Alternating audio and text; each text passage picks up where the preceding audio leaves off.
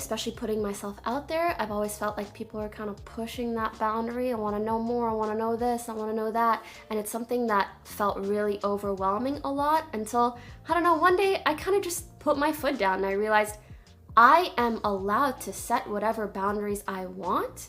And if I say that I don't want to talk about something and that I appreciate people's acceptance of that and respect of that, not even I would appreciate it if you were respectful, I appreciate that they are. And if they're not respectful of that and they keep pushing that boundary, then I just know they're not someone that I should be around, period. There's really no more to it than that. If someone is that way, I really do my best to just cut. Bye. Who wants a boundary pushing Andy in their lives? I'm a Let me tell you why. People with big hearts have to work 10 times harder to protect themselves. You're gonna break your heart every day thinking people on this earth will do you exactly how you do them. Creating boundaries and standing up for yourself comes with consequences. 9 times out of 10, the people around you are only gonna see how you reacted and not what made you react that way.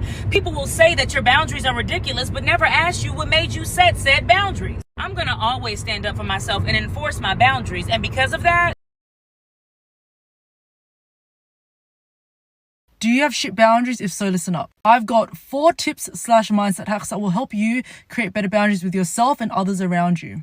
Number 1, realizing that you will feel scared. You will feel scared making these boundaries towards people because it's out of your comfort zone. But who matters more? Your peace or their peace?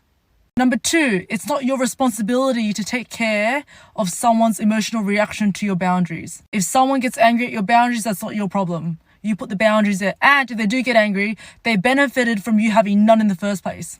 Number 3, if you don't communicate your boundaries with other people, people will assume what your boundaries are, and that's just a projection of their own boundaries and their own limitations, which is very different from your own personal boundaries and limitations. And number 4, and this is a hard truth, if you find it difficult or you have no boundaries with other people, you also have no boundaries with yourself. That in itself leaves you very vulnerable to people pleasing, putting other people's needs before your own.